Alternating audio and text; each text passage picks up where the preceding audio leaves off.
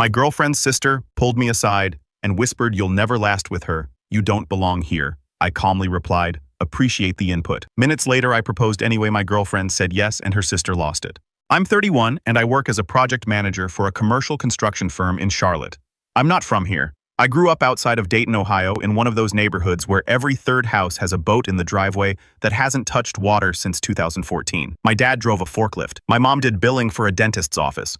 I went to Ohio State on a mix of scholarships and stubbornness, got a degree in construction management, and moved south for a job that actually paid. I tell you all that because it matters. Where I come from matters to this story. Not to me, I'm proud of it. But to certain people in Leah's family, it was always a problem. Leah Ashford, 29, marketing coordinator at a healthcare company. We met 3 years ago at a friend's housewarming party. She was the only person there who laughed at my joke about load-bearing walls, and I was done for. She's smart, she's kind, she doesn't need to be the center of attention.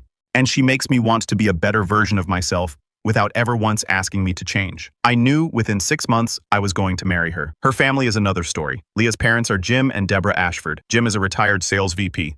Nice enough guy, but the man has the backbone of a wet napkin. Whatever requires the least confrontation, that's Jim's position. Deborah is a former teacher who now revolves her entire identity around being a grandmother to Monica's kids. She's pleasant on the surface, but underneath it, there's this constant quiet measurement happening, like she's grading you on a rubric you never got to see. And then there's Monica. Monica Ashford Kessler is Leah's older sister. 33. Real estate agent. Married to Grant Kessler, a corporate attorney who drives a BMW and speaks mostly in knots. Monica is the kind of person who has never once been told no by anyone in her family, and it shows. She runs every holiday, dictates every family decision, and treats Leah like a supporting character in The Monica Show. She's not a screamer. That's what makes her dangerous. She operates in whispers, backhanded compliments, and strategic silences. The kind of woman who says, "Oh, that's so cute about your house," and makes it sound like a diagnosis. From the beginning, Monica didn't like me. Not because I did anything wrong, because I wasn't her choice. The first time I met the family was at a Sunday dinner about 2 months into dating Leah. I showed up with a bottle of wine and what I thought was a reasonable amount of charm. Jim shook my hand. Deborah smiled politely, and Monica looked me up and down like I was a contractor who'd shown up to give an estimate she didn't request. Over the next 3 years, the pattern became clear. Monica would make little comments that were technically not insults but felt like paper cuts. "Daniel, what was the name of your college again?" I always forget. She didn't forget. She just liked reminding everyone it wasn't Duke. "You're in construction, right? That must be so physical." "I'm a project manager. I wear a hard hat maybe twice a month." She knew that. Grant, her husband, was fine. Quiet. He'd sometimes give me this look across the table, this micro-expression that said, "I know and I'm sorry, but I'm not getting involved." I didn't blame him. I'd watched Monica reduce a restaurant hostess to tears over a table placement. The man was in survival mode. But here's the thing, I didn't care. Not really. I wasn't dating Monica. I wasn't marrying the family. I had Leah, and Leah was worth every awkward dinner and every passive-aggressive comment about my truck. By our 3rd anniversary, I knew it was time. I'd bought the ring 2 months earlier, a simple solitaire, nothing flashy, which I knew Leo would prefer. I talked to my brother Chris about it. Chris is 35, an electrician back in Ohio, married with 2 kids. He's the most straightforwardly honest person I know. "You sure about the family thing?" he asked on the phone. "I'm sure about Leah." "That's not what I asked." "Yeah, it kind of is." He laughed. "Fair enough. Do it." I decided to propose at Leah's birthday dinner, her 30th. The family always did a dinner at Deborah and Jim's house for birthdays. It was tradition. I figured if I was going to do this, I'd do it right. Include the family, show them I wasn't going anywhere. I called Jim 2 weeks before to give him the heads up, not to ask permission. Leo would have hated that, but as a courtesy. Jim sounded genuinely happy. "That's wonderful, son. She'll be thrilled." I asked him to keep it between us. He agreed. What I didn't know was that Jim told Deborah within the hour, and Deborah told Monica the next morning. The night of the dinner, I arrived early to help set up. Deborah's house is one of those places that looks like a Pottery Barn catalog threw up in it. Everything coordinated. Everything staged, nothing comfortable. I was carrying a tray of appetizers from the kitchen to the dining room when Monica appeared in the hallway. She was wearing this cream-colored blouse and had her arms crossed. She looked at me the way a security guard looks at someone with a suspicious backpack. "Daniel, can I talk to you for a second?" I set the tray down. "Sure." She stepped closer, close enough that I could smell her perfume, which was expensive and aggressive. She glanced toward the kitchen to make sure no one was coming, then looked me dead in the eyes. "You're not going to last with her," she said. Quiet, almost gentle, like she was delivering bad news she genuinely felt sorry about. "You don't belong in this family. I think you know that." I stared at her for a second. My pulse ticked up, but I kept my face neutral. This was Monica's whole thing. She wanted a reaction. She wanted me to get angry so she could run back to the table and play victim. "Appreciate the input," I said. I picked the tray back up. "The bruschette's getting cold." She blinked, clearly expecting more. I walked past her and into the dining room. Leah was already at the table laughing at something Jim said. She looked up at me and smiled. And in that moment, every word Monica had just said evaporated. The ring was in my jacket pocket hanging on the back of my chair. In about 45 minutes, I was going to ask this woman to marry me. I had no idea what was about to happen next. Dinner was brisket roasted potatoes and a tension I could feel in my MERS. Monica sat directly across from me. She was doing this thing where she smiled at everyone else and looked through me like I was a window she didn't find interesting. Deborah was fussing over the food. Jim was doing his usual routine of steering every conversation towards something completely safe. The weather, the lawn, whether the neighbors were ever going to fix that fence. Grant sat next to Monica quiet as usual, cutting his brisket into precise squares. At one point, he caught my eye and gave me that look again, the sorry man look. I was starting to think Grant had been giving me that look since the day we met, and I just hadn't decoded it yet. Leah was happy. That was the thing that grounded me. She was laughing. She was relaxed. She kept reaching under the table to squeeze my hand. It was her birthday. She was surrounded by the people she loved. I wasn't going to let Monica's hallway ambush ruin that. After the cake, a lemon thing Deborah made from scratch, which was genuinely excellent. I stood up. My heart was jackhammering, but my hands were steady. Construction guys learn to work through nerves. You can't pour concrete with shaky hands. Hey, can I say something? I said. The table went quiet. Deborah's eyes got wide. She knew. Jim suddenly became very interested in his napkin. Leah, I said, turning to her. I'm not great at speeches. You know that. I'm the guy who rehearses voicemails. But I need you to know something. Leah's expression shifted. She was starting to figure it out. 3 years ago, you laughed at a terrible joke I made about load-bearing walls. And I thought, okay, this is the one. Every day since then has confirmed it. You make me better. You make me braver. You make me want to build something that lasts. I pulled the ring box out of my jacket. Her hands went to her mouth. Will you marry me? For about 3 seconds, the room was perfect. Leah was crying the good kind and nodding before she even said the word. Yes. Yes. Absolutely. Yes. I slid the ring on her finger. She stood up and kissed me. Jim started clapping. Deborah had tears in her eyes. And then Monica. It started as a sound. This sharp, gasping inhale like someone had stepped on her foot. I looked over and she was gripping the edge of the table with both hands. Her face twisted into something between rage and disbelief. No, she said. Not loud at first, just this flat, cracked word. Leah pulled back from me. Monica, you can't be serious. Monica's voice was climbing now. Leah, you can't actually be serious right now. The table went silent, the dangerous kind of silent. Monica, what are you doing? Leah asked. Monica stood up. Her chair caught on the rug and tipped backward, hitting the floor with a bang that made Deborah flinch. You're making a huge mistake. A huge mistake. Do you even hear yourself? You said yes to him. She pointed at me. Not a gesture, a weapon. Grant reached for her arm. Man, let's just... She yanked away from him. Don't you dare, Monica. Jim's voice was quiet, pleading. Sit down. No, Dad. Someone has to say it. Someone in this family has to actually say what everyone's thinking. She looked at me with an expression I can only describe as disgust, wearing a thin coat of pity. You're not right for her. You've never been right for her. And deep down you know it. Leah stepped forward. That's enough. It's not enough. It's 3 years too late. Monica was crying now. Real tears, but not sad tears.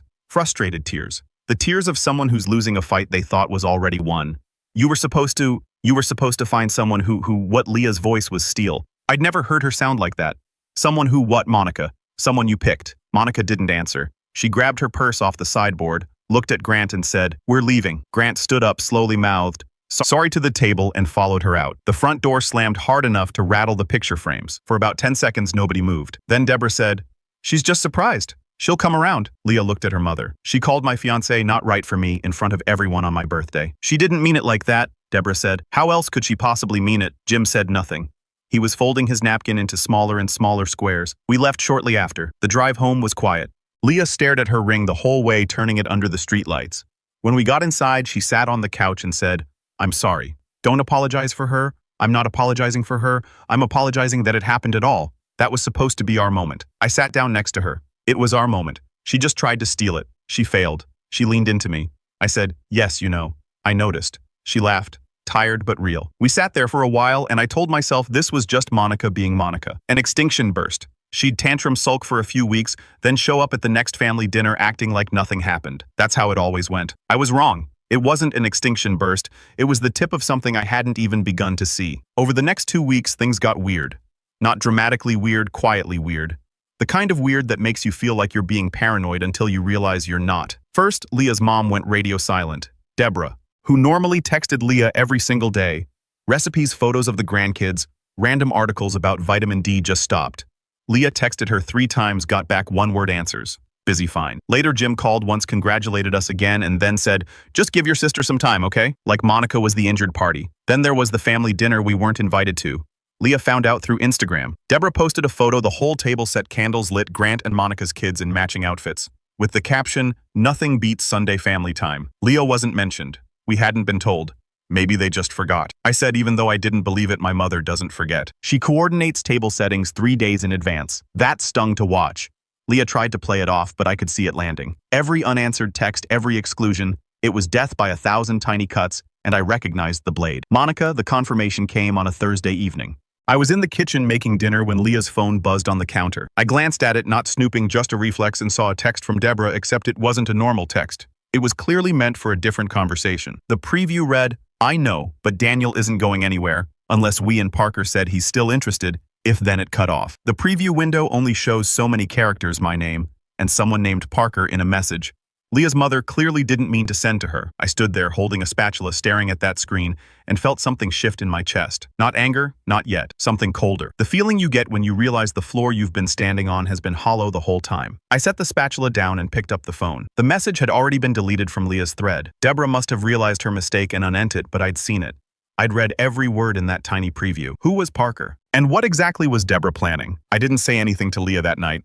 I know that sounds wrong, and maybe it was, but I needed to understand what I was dealing with before I brought it to her. Leah was already hurting from the silent treatment. If I dropped a half-formed accusation based on a deleted text preview, it would either break her heart or she'd convince herself I was reading too much into it. I needed more. So I did what I do at work when a project starts going sideways and nobody wants to tell me why. I started asking questions I already half knew the answers to and watched who got uncomfortable. The first call I made was to Chris. "Parker." I said, "Does that name mean anything to you? Sounds like a golden retriever." Chris said, "Why?" I told him about the text about the dinner we weren't invited to, about the 2 weeks of radio silence. Chris was quiet for a second. "Danny, are you telling me her mom is trying to set Leah up with someone else while you're engaged?" "I don't know what I'm telling you yet. That's what I'm trying to figure out, then figure it out. But don't sit on it too long. That's the kind of thing that rots." He was right. So I started digging. And I want to be clear, I didn't hack anyone's phone or hire a private investigator. I just started paying attention in ways I hadn't before. Step 1 was social media. I searched Monica's Facebook friends for anyone named Parker. Nothing obvious. Then I searched Grant's LinkedIn connections. Third result, Parker Webb, associate attorney at Grant's firm. 32, Stanford Law. Profile picture showed a guy who looked like he'd been focus grouped. Good jaw, good suit. The kind of smile that costs $8,000 in orthodontics. I kept scrolling, and then I found something that made my stomach go cold. Monica's Instagram. I went back through her tagged photos month by month. 7 months ago, a family brunch at a restaurant I'd never been to. Leah was in the photo. So were Jim, Deborah, and Monica's kids. And standing at the edge of the frame, wine glass in hand, smiling like he belonged there, Parker Webb. I never heard of this brunch. I hadn't been invited. Leah had told me it was a girls' day with Mom and Monica. I kept scrolling. 4 months ago, a backyard barbecue at Jim and Deborah's house.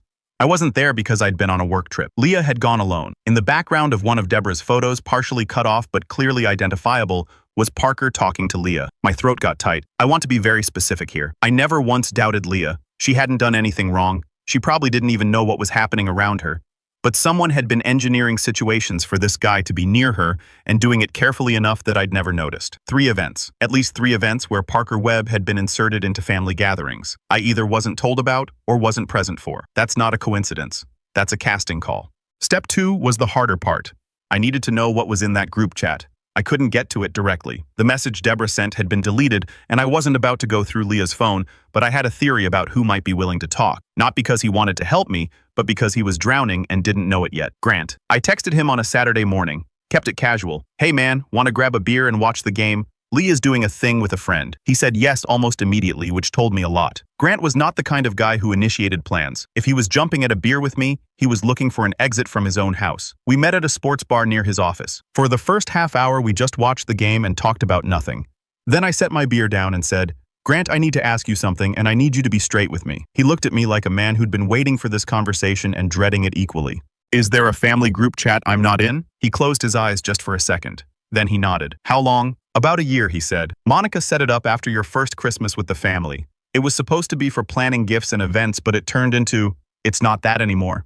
"What is it now?" Grant took a long pull of his beer. "Monica has been telling your parents-in-law that you and Leah are struggling.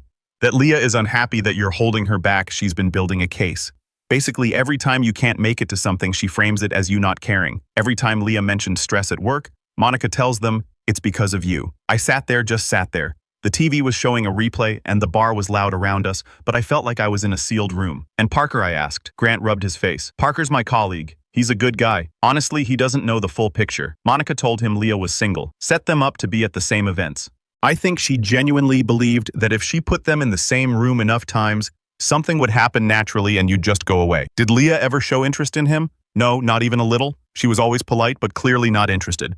That's actually what's been driving Monica crazy. The plan wasn't working and she couldn't figure out why because there was nothing wrong with us. That was why Monica had built an entire conspiracy on the assumption that our relationship was fragile and she was wrong. "Grant, I need screenshots of that chat." He froze. "Daniel, she's my wife, I know. And I'm not asking you to blow up your marriage. I'm asking you to do the right thing. Leah deserves to know that her family has been lying to her." He stared at his beer for a long time. Then he said, "Give me 2 days." 2 days later, a zip file showed up in my email. No subject line, no message, just the file. I opened it at my kitchen table after Leo went to bed. It was worse than I expected.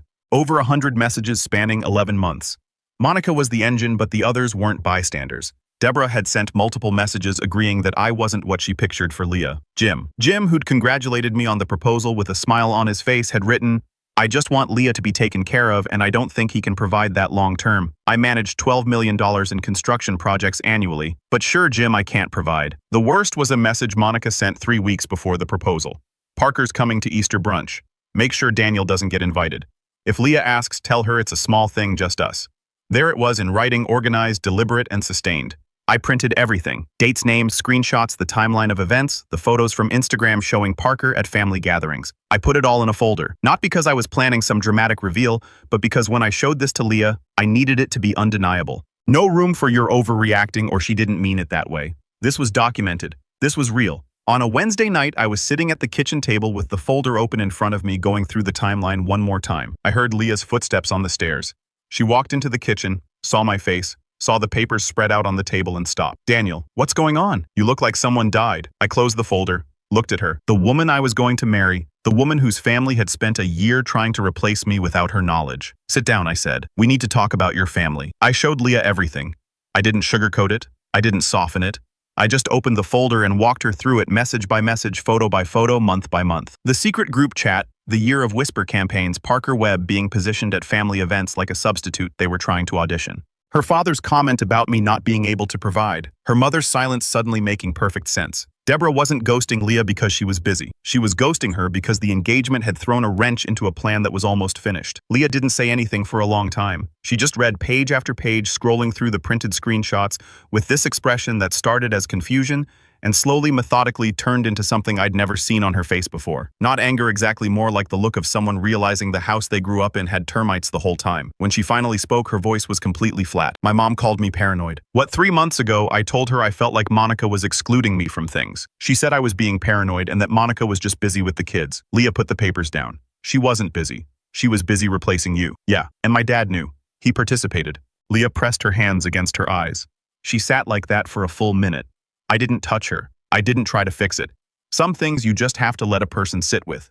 "I want to confront them." She said, "Okay, both of them, my parents. I want them to look at this and tell me to my face that it's not what it looks like." When Saturday at their house, she paused. "And I want you there. I'm not going anywhere." She looked at me. Her eyes were red, but her jaw was set. "I know. That's the whole point, isn't it? You were never going anywhere. They just couldn't accept that." I called Jim on Friday, told him we wanted to come over Saturday afternoon for coffee. Just the four of us, me, Leah, him, and Deborah. He sounded relieved, which was ironic. He probably thought we were coming to smooth things over after the proposal meltdown. To play nice, to do what Leah had always done, absorb the hit and keep the peace. Saturday morning, Leah was calm, scary, calm. She put on jeans and a plain sweater, pulled her hair back, and drank her coffee in silence. She looked like someone preparing for a deposition, which in a way she was. We drove to her parents' house. It was a 35-minute drive, and Leah spent most of it staring out the window. About halfway there, she said, "I keep thinking about all the times I defended them to you.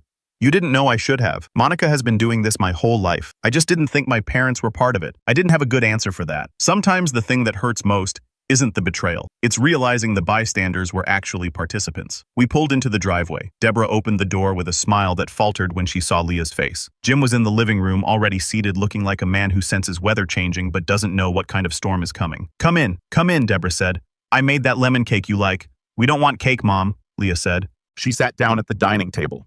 I sat next to her. She placed the folder on the table between us. "What's that?" Jim asked. Leah opened it. She turned the first page toward them. A printed screenshot of the group chat. Monica's message from last March. He's dragging her down. She just can't see it yet. Parker would be so much better for her. Deborah's face went white. Not pink, not flushed, white. The color drained out of her like someone had pulled a plug. Where did you get that? Deborah asked. That's your question, Leah said. That's not real, or I can explain. Your first question is where I got it. Jim leaned forward and looked at the printout. He didn't say anything. He just stared at it like a man watching his alibi dissolve. Leah turned more pages. Screenshot after screenshot. Deborah's messages agreeing with Monica. Jim's comment about me not being able to provide. The Easter brunch invitation that deliberately excluded me. The Instagram photos with Parker in the background.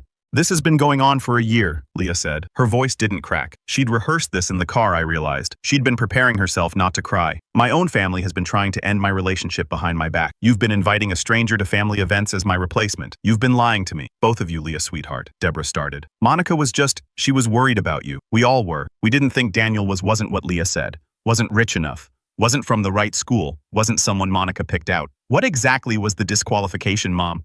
Because from where I'm sitting, Daniel is the only person at this table who's been honest with me. Deborah's chin started to tremble. She looked at Jim for backup, the way she'd apparently been looking at Monica for direction for the past year. Jim spoke for the first time. We were trying to protect you, from what Leah asked, from a man who treats me well from being happy. You were trying to protect me from being happy, because it didn't look the way Monica decided it should look. That's not fair, Jim said quietly. Dad, you wrote that he can't provide for me. Daniel manages multi-million-dollar projects. He owns his home. He's never asked me for a cent. What exactly can't he provide a last name you can brag about at the club? Jim didn't answer. He folded his hands on the table and looked down at them. Deborah was crying now. Real tears, not Monica's theatrical ones, but they weren't tears of remorse. They were tears of exposure. The difference matters. She wasn't crying because she was sorry. She was crying because she got caught. I never meant to hurt you, Deborah said. But you did, Leah said. Every unanswered text, every dinner I wasn't invited to, every time you let Monica tell you who I should love, you hurt me, Mom. You just did it quietly enough that I blamed myself. The room was still. The lemon cake sat untouched on the kitchen counter. The house smelled like vanilla and betrayal. I was about to say something. I'm not sure what. Maybe something about how we could all move forward if they were willing to be honest. When I heard tires on the driveway gravel, Leah looked at Jim. Did you invite Monica? Jim's face told me everything. He hadn't, but Deborah's hand moved toward her phone on the table and then stopped. And I understood. Deborah had texted Monica the moment we'd sat down, maybe even before we'd arrived. The distress signal, the bat signal. Leah saw it too. She looked at her mother and said, "You called her." Deborah didn't deny it. We all heard the car door slam, then heels on the front walk, fast, purposeful heels. The front door opened without a knock. Monica had a key. Of course she did. And she appeared in the dining room doorway like a woman arriving to save a hostage situation. She was in a blazer and full makeup battle armor. She looked at the table, saw the printouts, and her expression went through about 4 stages in 2 seconds. Surprise, recognition, fury, and then something I hadn't expected, fear. Monica looked at the screenshots spread across her parents' table, looked at Leah's face, looked at mine, and for the first time in 3 years, she didn't have a script. Monica recovered fast. I'll give her that. 3 seconds of visible panic, and then the mask snapped back into place. "What is this?" she said, gesturing at the table. "What's going on?" Leah didn't look at her. She was still looking at Deborah. "Mom called you." "Of course she called me. She said you were upset and making accusations. So I came to help. You came to manage." Leah said there's a difference. Monica walked to the table and picked up one of the printouts. She scanned it and I watched her throat move. A swallow quick and tight. She set it down carefully. "These are private conversations." Monica said, "You had no right to private conversations about my life." Leah said, "About my relationship, about replacing my fiancé with someone you handpicked from your husband's office. I think I have a right." Monica's eyes flicked to me. "You did this. You put her up to this." "He didn't put me up to anything," Leah said.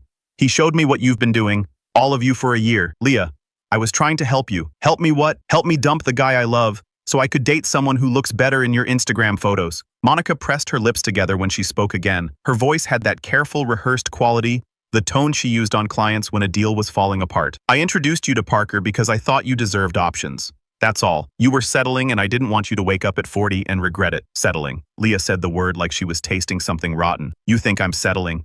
I think you could do better." And that was it. That was the core of it. Not concern, not protection. Just this bone-deep belief that Leah's choices weren't good enough because Monica hadn't made them. In Monica's world, she was the older sister, the successful one, the one who married the attorney and bought the house in the right neighborhood. Leah's job was to follow the template. And I wasn't on the template. Leah stood up. "I want to make something very clear to all of you." She looked at each of them in turn. Deborah still crying quietly. Jim staring at his folded hands. Monica standing with her arms crossed like a fortress. Daniel is the person I chose. He's the person I'm going to marry. And if any of you ever go behind my back again about him, about our life, about anything, you will not be part of it. That's not a threat. It's a boundary. Leah, don't be dramatic. Monica said, I'm not being dramatic. I'm being clear. For the first time in my life, I'm being clear with you, and you don't like it because you can't control it. Monica looked at Deborah. Mom, say something. Deborah shook her head. I don't know what to say. How about sorry, Leah said. That would be a start. The room went quiet. Monica stood there, and I could see her calculating, running through her options the way she probably did with real estate deals. And slowly she realized she had nothing. The evidence was on the table. The parents were crumbling and Leah wasn't folding. Fine, Monica said. Her voice was clipped. If that's how you want to handle this, fine. But don't come to me when things fall apart. I won't, Leah said. That's the point. Monica grabbed her purse and left. The front door closed behind her. No slam this time. A slam would have been emotion. The quiet click was calculation. Except there wasn't going to be one. Not this time. After Monica left, the four of us sat there. Deborah was the first to speak. I'm sorry, she said. It came out small and shaky. I got caught up in what Monica was saying and I didn't. I should have thought for myself. You should have, Leah said. I know. I should have. Jim cleared his throat. Daniel, he said, looking at me directly for the first time all afternoon. I owe you an apology. What I said in that chat was wrong. I was pairing Monica because it was easier than disagreeing with her. That's not an excuse. That's what happened. I looked at him for a moment. Part of me wanted to tell him exactly what I thought of a grown man who lets his older daughter run his family like a franchise operation, but that wasn't going to help anything. I appreciate that, I said. What I need going forward is consistency, not one apology, and then back to normal actual change. Jim nodded. Deborah nodded. Whether they meant it remained to be seen. We left without eating the lemon cake. Leah cried in the car, the delayed reaction, the dam breaking now that she was out of performance mode.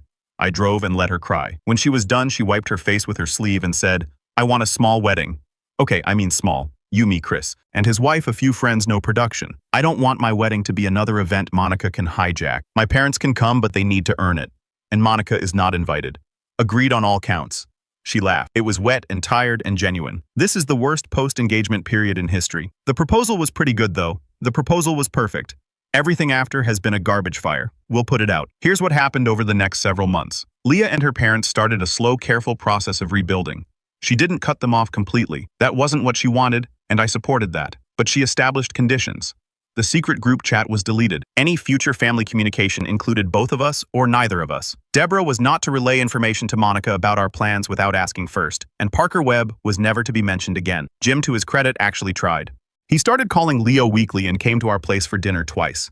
Just him showing up with a six-pack and a willingness to sit with the awkwardness. One Sunday he told me about his own father-in-law who'd apparently hated him for the first 5 years of his marriage. I should have remembered how that felt, he said. I forgot. Deborah was harder. She'd spent so long defaulting to Monica's worldview that unlearning it was like watching someone try to write with their non-dominant hand. She'd catch herself mid-sentence sometimes about to relay something Monica had said and stop. It was progress, but it was clumsy and slow. Monica and Leah didn't speak at all for months. Monica sent one text about 3 weeks after the confrontation. I did what I did because I love you. When you're ready to hear that, I'll be here. Leah read it and put her phone down without replying. I asked her how she felt about it. She's not wrong that she loves me. Leah said she's wrong about what love gives her the right to do. That was fair and honestly one of the smartest things I'd ever heard anyone say about their family. Grant texted me once about a month after everything blew up. Things are rough over here, but I don't regret it. I told him I appreciated what he'd done and that it took guts. He sent back a thumbs up emoji.